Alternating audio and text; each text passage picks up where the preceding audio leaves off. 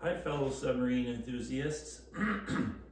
I was asked to make a video about CO2 scrubbers, and so that's what I'm doing. So this here is a CO2 scrubber. Let me just close that up. This is a CO2 scrubber that I built for one of my submarines. I don't even remember which one. Anyways, it's a leftover scrubber. So this started its life as a carbon filter for a greenhouse. You can buy them on Amazon. Just look for 4-inch carbon filter. That's all you need as far as the body goes. You also need a fan. So this is a squirrel cage type computer fan. Just buy like a $18 fan. You don't have to get fancy. They all seem to work. I've never had a problem with these things not working. So when this thing arrives to you, it won't have this top. It'll have a different top that accepts a 4-inch fan. So you remove that shiny top. It's just got a few rivets in it. Drill out the rivets, pop it off.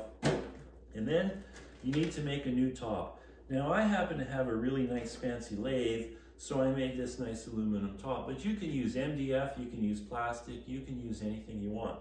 All you have to do is cut a hole in the center here that matches this tube in the center of the scrubber. So there's an inner tube and an outer tube. So this has to seal to this.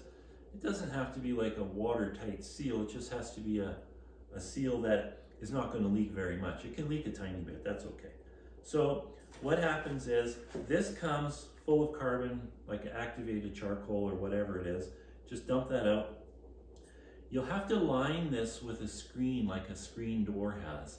So what I do is I line the inside of the outer part and the outside of the inner part, because the absorbent is quite fine. It's like rice, maybe even a little finer. So you don't want that leaking through. A little bit always seems to, but it's no big deal. Makes a bit of mess, just clean it up. So you fill this with the absorbent material. It's the same stuff that they use in the rebreathers. So the CCR divers use the same stuff. I buy 20-liter pails of it. I think it's around 200 bucks. Lasts all season.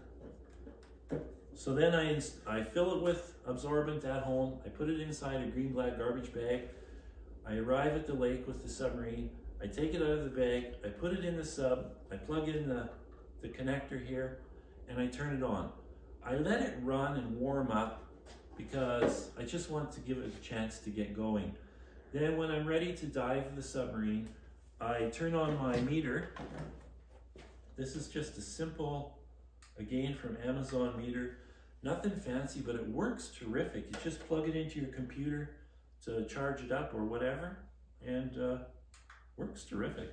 So what I do, I turn that on, I give it a chance to settle down at whatever the level is, and then I wait for it to drop. Or actually what I should say is I close the hatch, and then the air system inside is sealed. It needs to drop. So as long as the CO2 level is dropping, I know that the scrubber is working. They always work. It's just I like to make sure before I commit to the dive that everything's working. So as long as the level is dropping, I always stay below 2,500 parts per million. Another thing is, submarines hold CO2 because it's heavy. It doesn't just flow out of the hatch. So when you're working in the submarine on whatever, checking things out, you're building up CO2 inside. Without the scrubber on, it's just going to keep building up. So you should run that down a bit when you're prior to your dive. So it's that simple. Oh, and the other thing is, you don't have to use, back in the olden days, they didn't use these. They just used an altimeter or some kind of barometric pressure device. So as long as the pressure inside the submarine always stays the same, or very close to the same. There is some deviation when the temperature drops at the bottom of the lake. So you dive 200 feet deep, it's a lot colder down there. That affects the temperature inside, which affects the pressure. So you have to be aware of that. So if you see a pressure change, don't panic. It's probably just because the temperature dropped. So that's all there is to it. Now, if you look at this scrubber here, this is a fancy dancy scrubber that is in my deep worker submarine made by Newtco Research. So that submarine has 4 of these, giving them 72 hours of range for 2 people. So you can see there's not a lot of difference. And this is a proper made from people who make submarines for a living, there's not a lot of difference. It's really the same concept. They even have a smaller computer fan. It's not even a squirrel cage type, and it works terrific. So that's all there is to it.